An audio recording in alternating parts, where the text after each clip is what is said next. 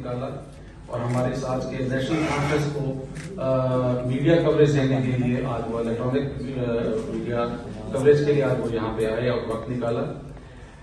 Pakistan alliance of private school associations اس کے زیر اہتمام آج ایجوکیشنل نیشنل کانفرنس جو 14 فروری 2022 آج لاہور کے ایک مقامی ہوٹل میں منعقد ہوئی ہے، جس میں ملک بھر سے نجی تعلیمی اداروں کی 80 سے زائد تنظیموں نے شرکت کی. اس کانفرنس میں درج ذیل فیصلے کیے گئے. پہلا فیصلہ یہ کیا گیا کہ حکومت کی طرف سے تعلیمی سال اگست میں شروع کرنے کے فیصلے کو غیر دانشمندانہ اور تعلیم دشمن قرار دیا گیا اور مطالبہ کیا گیا کہ اس فیصلے کو واپس لیا جائے، ورنہ ملک بھر کے تعلیمی ادارے نیا تعلیمی سال اپریل میں ہی شروع کر دیں گے. اس کے بعد کنٹونمنٹ ایریا کے نجی تعلیمی اداروں کے حوالے سے بات کی گئی کہ ان کے بچوں کو گھر سے قریب تعلیم کے مواقع میسر آتے ہیں، ان کو کنٹونمنٹ ایریا سے باہر بھیجنے سے ایک تعلیمی بحران پیدا ہوگا. اس لیے ضروری ہے کہ عدالتی چارہ جوئی کے علاوہ ان کو تعلیمی سرگرمیاں جاری کرنے کے لیے قانون سازی کی جائے. تیسرا پوائنٹ یہ ڈسکس کیا گیا، اس میں اتفاق رائے ہوا کہ گزشتہ 2 سالوں میں کورونا وائرس کی وجہ سے اسکول بند ہونے سے نجی تعلیمی ادارے سخت مالی بحران کا شکار ہوئے. لہذا حکومت کو چاہیے کہ وہ ان اداروں کو بلا سود قرضے یہاں تشریف لائے ہیں ان کا شکریہ ادا کرتا ہوں، اور انہوں نے جو ان پٹ دی ہے اس کا بھی مشکور ہوں.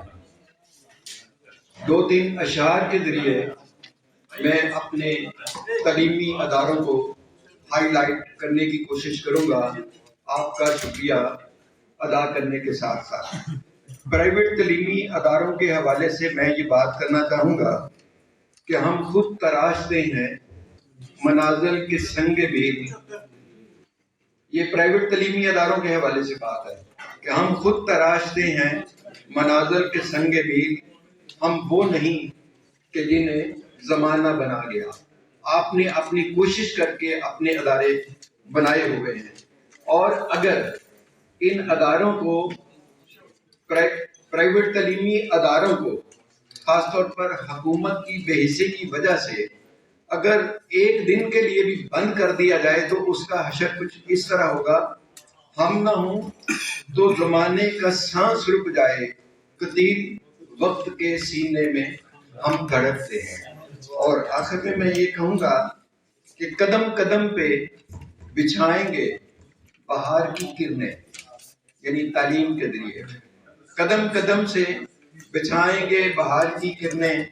ہمیں خزاں کے سایوں کو سمیٹنا ہوگا، ہمارے بعد بھی گزریں گے یہاں سے قافلے اکثر، ہمیں راستے کے پتھروں کو سمیٹنا ہوگا.